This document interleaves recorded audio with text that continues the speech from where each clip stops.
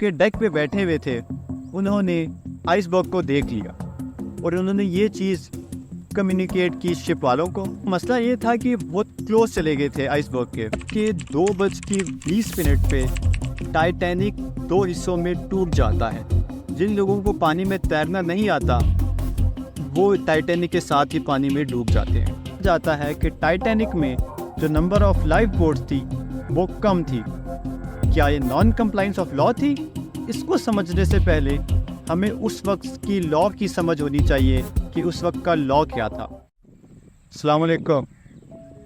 एक कश्ती जिसने अपना सफ़र स्टार्ट किया 12 अप्रैल 1912 को दिन के 12:15 पे साउथहैम्पटन इंग्लैंड से उसने जाना था न्यूयॉर्क और उसने पहुंचना था न्यूयॉर्क 17 अप्रैल 1912 को। हुआ कुछ यूँ कि वो शिप 15 अप्रैल 1912 को पानी की गहराइयों में अटलांटिक ओशन में डूब गई। बिल्कुल सही पहचाना आपने, मैं टाइटैनिक की बात कर रहा हूँ। टाइटैनिक क्यों डूबी, क्या वजह थी? जिस शिप को उसके मालिक ने अनसिंकेबल कहा, कैसे डूबी, क्या वजूहात थी, क्या इश्यूज थे, क्या गवर्नेंस के इश्यूज थे, क्या शिप के अंदर क्रू का मसला था। ये तमाम चीज़ें हम डिस्कस करेंगे इस वीडियो में आहिस्ता आहिस्ता 1 बाय 1। टाइटैनिक की जो लेंथ थी वो 269 मीटर्स थी और जो उसकी हाइट थी वो 50 मीटर्स थी। ये शिप 2224 मुसाफिरों के साथ निकला साउथहैम्पटन से न्यूयॉर्क की तरफ। इस शिप में बहुत से बिजनेसमैन शामिल थे जिसमें बड़े बड़े नामवर एक्टर्स थे, गुलकार थे, बड़े एंटरप्रेन्योर्स थे और मुल्क के बड़े बड़े जो लोग थे वो तमाम इसमें बैठे हुए थे। क्योंकि उस टाइम की हम पूरी टाइटैनिक कॉस्ट देखें तो वो थी $7.5 मिलियन। और अगर उस कॉस्ट को आज हम इन्फ्लेशन से एडजस्ट करके देखें तो आज उस 7.5 मिलियन की जो कॉस्ट बनती है वो $400 मिलियन बनती है। मतलब आज वो शिप अगर बनती तो $400 मिलियन उसकी कॉस्ट होती। टाइटैनिक एक बहुत लग्जरियस शिप थी जिसमें टर्किश बाथ था, जिम थी, स्कॉच कोर्ट था, 4 रेस्टोरेंट्स थे, 2 बार्बर शॉप्स थी, लाइब्रेरी थी और बहुत और भी कुछ था जो कि लोगों के लिए तफरीह का बाइस बनता था। शिप के जो पायलट थे उनकी उम्र थी 62 ईयर्स और उनका नाम था एडवर्ड जॉन स्मिथ। सवाल ये आता है कि इस शिप को अनसिंकेबल क्यों कहा जाता था? जिस कंपनी ने ये शिप बनाई थी उसका नाम था व्हाइट स्टार लाइन। इस कंपनी के जो वाइस प्रेसिडेंट थे फिलिप एस फ्रैंकलिन, उन्होंने इसको कहा था अनसिंकेबल। टाइटैनिक में डबल बॉटम हल था जो कि इसको प्रोवाइड करता था एक एक्स्ट्रा लेयर ऑफ प्रोटेक्शन से। पूरे टाइटैनिक में 16 वाटर टाइट कंपार्टमेंट्स थे और इस कंपनी ने जिसने इसको बनाया था उसने ये क्लेम किया था कि अगर इसके 4 कंपार्टमेंट्स में भी पानी भर जाए तो ये शिप नहीं डूबेगा। लेकिन अनफॉर्चुनेटली इसके 5 कंपार्टमेंट्स में पानी भर गया। जो वाटर टाइट कंपार्टमेंट्स थे इसमें एक बड़ी स्पेशल बात थी कि इतने वाटर टाइट थे कि अगर एक कंपार्टमेंट में पानी भर जाता तो वो दूसरे कंपार्टमेंट में नहीं जा सकता था। सब वजहों में से एक ये वजह भी थी जिसकी वजह से इसको अनसिंकेबल का खिताब दिया था। जो उस वक्त की जो main high level technology available थी मार्केट में, उस पूरी टेक्नोलॉजी को इस्तेमाल करके ये शिप बनाई गई थी। इसमें तमाम लग्जरीज थी जो हमने प्रीवियसली डिस्कस की। इन तमाम वजूहात के बिना पे इस शिप को इसके वाइस प्रेसिडेंट ने कहा था कि ये अनसिंकेबल। ये सवाल आता है कि एक शिप में अगर इतनी सेफ्टी एलिमेंट्स शामिल थे, इतने प्रिकॉशनरी मेजर्स थे, इतनी टेक्नोलॉजी लेटेस्ट यूज हुई थी, फिर भी ये शिप डूबा क्यों? जब इस शिप ने अपना सफ़र स्टार्ट किया तो दूसरी शिप्स जो उसी रास्ते पे उसी रूट पे जा रही थी उन्होंने इसको डिस्क्लेमर दिया कि रास्ते में बहुत से आइसबर्ग्स हैं। अब ये आइसबर्ग्स क्या होते हैं? आइसबर्ग्स जो अटलांटिक ओशन वगैरह से जो बड़े बड़े आइस के पीसेस टूटते हैं वो पानी के अंदर फ्लोट करते हैं। एक्सपर्ट्स कहते हैं कि ये आइसबर्ग जितना नज़र आता है पानी के ऊपर, उससे 7 से 8 गुना पानी के नीचे होता है। इसका मतलब ये है कि इसका बहुत बड़ा मास होता है, और अगर कोई भी चीज़ इसके साथ टकराएगी तो आप इमेजिन कर सकते हैं कि उसके साथ क्या हाल होगा। जब इस शिप ने अपना सफ़र स्टार्ट किया तो इसके कैप्टन को ये चीज़ कम्युनिकेट की गई कि आपने स्पीड को तेज़ से तेज़ रखना है ताकि ये शिप जल्द से जल्द अपनी मंजिल यानी न्यूयॉर्क तक पहुंच जाए। इसकी वजह ये थी कि चूँकि टाइटैनिक को एक पब्लिसिटी मिल गई थी अपने मैग्नीट्यूड और अपने साइज़ की वजह से, और कंपनी चाहती थी न कि सिर्फ साइज़ बल्कि अपनी स्पीड की वजह से भी ये जानी चाहिए। इस वजह से इसके कैप्टन को ये चीज़ कम्युनिकेट कर दी गई थी कि आपने तेज़ से तेज़ जाना है, जिसकी वजह से इसके कैप्टन ने जो कि स्पीड रखी ऑन एन एवरेज वो थी 21.5 नॉट्स, यानी अगर इसको हम किलोमीटर पर आवर में कन्वर्ट करें तो ये बनती है 40 किलोमीटर पर आवर। अब आपको तो ये स्लो लग रही होगी, लेकिन आप सोचें कि एक शिप जिसकी लेंथ 269 मीटर्स है उसके लिए 40 किलोमीटर पर आवर एक बहुत हाई स्पीड होती है। तो इस शिप ने इस स्पीड के साथ almost on an average travel करना स्टार्ट किया अपनी मंजिल की तरफ। जल्दी पहुंचने के चक्कर में इन्होंने वो जो डिस्क्लेमर्स इनको मिले थे आइसबर्ग के बारे में उसको भी इतना कोई ख़ास सीरियस वगैरह नहीं लिया, और उसी रफ्तार से अपनी मंजिल की तरफ चलते बने। उस रात एक और मसला था। मसला ये था कि मून लाइट भी नहीं थी, जिसकी वजह से शिप के टॉप पे जो बंदा बैठा होता है डेक पे, वो भी आगे देख नहीं सका कि आगे कोई आइसबर्ग है या नहीं है। रिपोर्ट किया जाता है कि 11:39 यानी 11:39 पे फ्रेडरिक जो कि डेक पे बैठे हुए थे उन्होंने आइसबर्ग को देख लिया, और उन्होंने ये चीज़ कम्युनिकेट की शिप वालों को। मसला ये था कि बहुत क्लोज चले गए थे आइसबर्ग के, जिसकी वजह से उन्होंने टर्न तो लिया, लेकिन टर्न क्योंकि शिप आराम से टर्न लेती है, उस शिप ने टर्न लेते लेते आइसबर्ग को हिट किया, और जब उसने हिट किया आइसबर्ग को तो वहाँ पे ही इनिशियल डैमेज शिप को हो गया। अब आते हैं आइसबर्ग की तरफ। कहा जाता है कि उस आइसबर्ग का जो वेट था वो था 1.5 मिलियन टन्स, यानी 15 लाख टन्स, और उसका साइज आप इमेजिन कर सकते हैं कि फुटबॉल के ग्राउंड से भी बड़ा। इतने बड़े आइसबर्ग को टाइटैनिक ने हिट किया तो इस शिप में कोई सेफ्टी ड्रिल्स वगैरह कुछ भी नहीं हुई थी, क्योंकि वजह ये थी कि जिस बंदे ने शिप बनाई थी उसको लगता था ये कभी डूब ही नहीं सकती।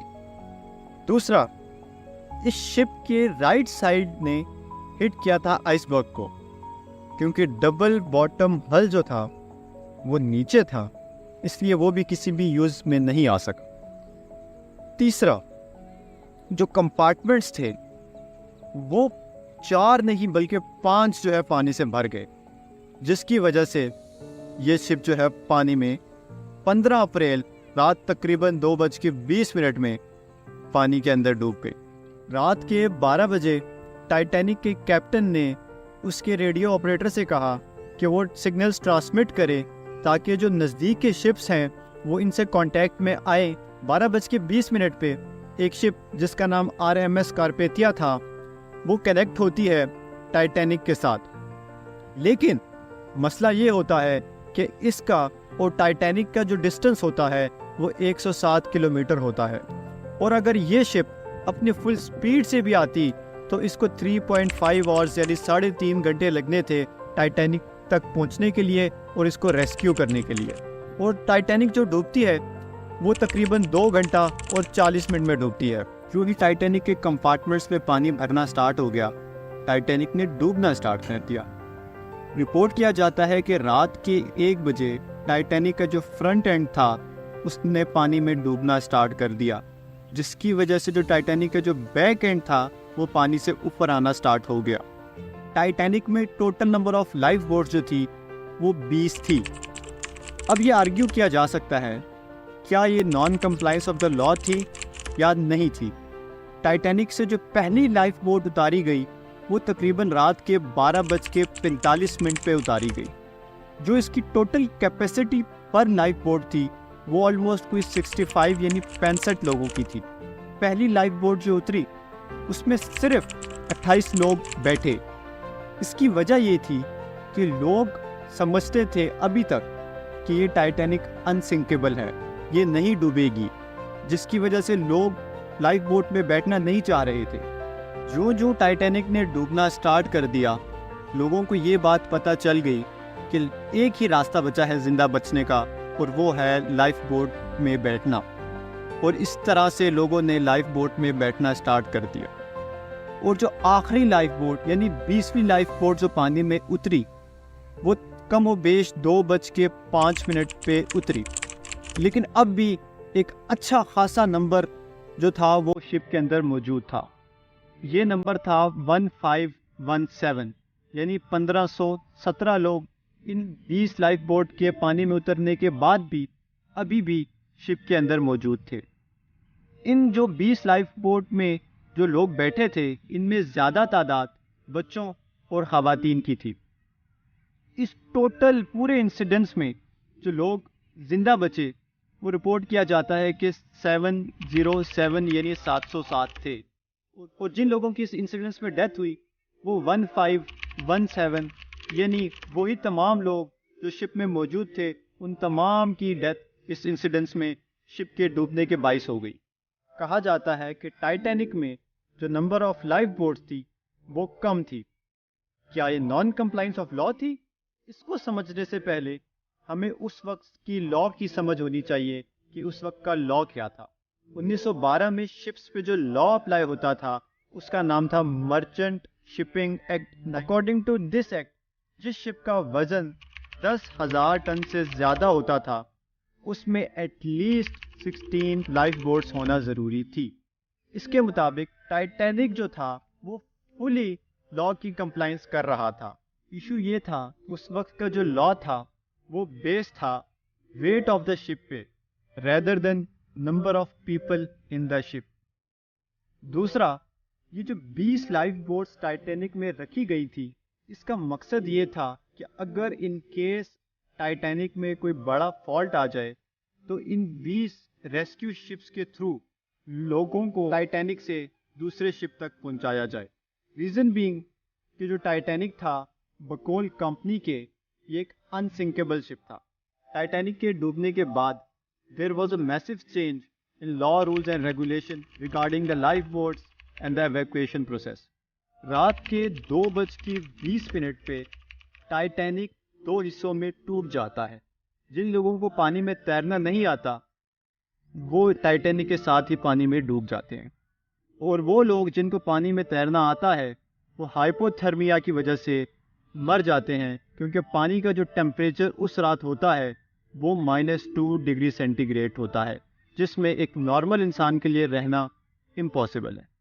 जबकि RMS कारपेथिया पहुंचती है उसी स्पॉट पे तकरीबन 3:30 बजे, और वो लोग जो लाइफ बोट्स में होते हैं उनको वो रेस्क्यू कर लेती है।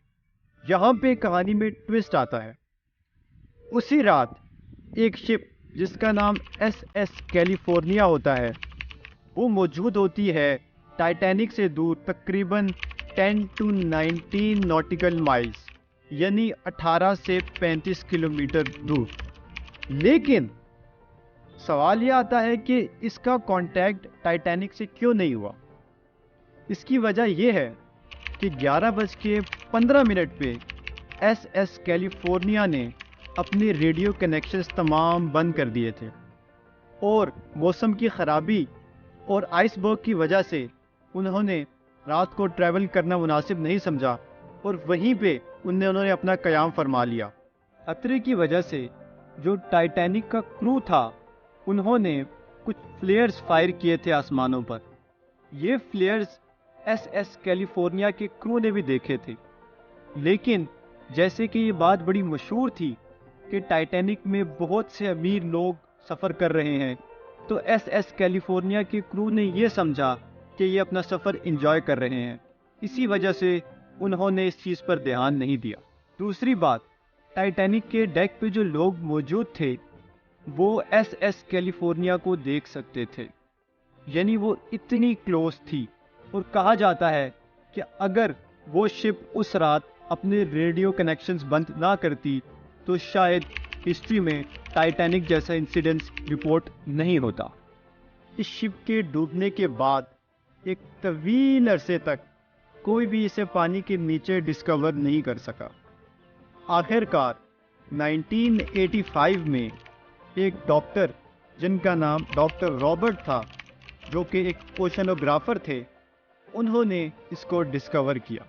और अकॉर्डिंग टू रिपोर्ट्स ये शिप माइक्रो ऑर्गेनिजम्स जैसे कि बैक्टीरियाज और क्रोजन की वजह से 2030 तक इस हस्ती से मिट जाएगा और इसका कोई भी नामो निशान बाकी नहीं रहेगा। टाइटैनिक का जो मलबा है वो ज़मीन से तकरीबन 3.8 किलोमीटर डेप्थ पे है। ये शिप ख़त्म तो शायद हो जाए, लेकिन तारीख़ की किताबों में हमेशा ज़िंदा रहेगा।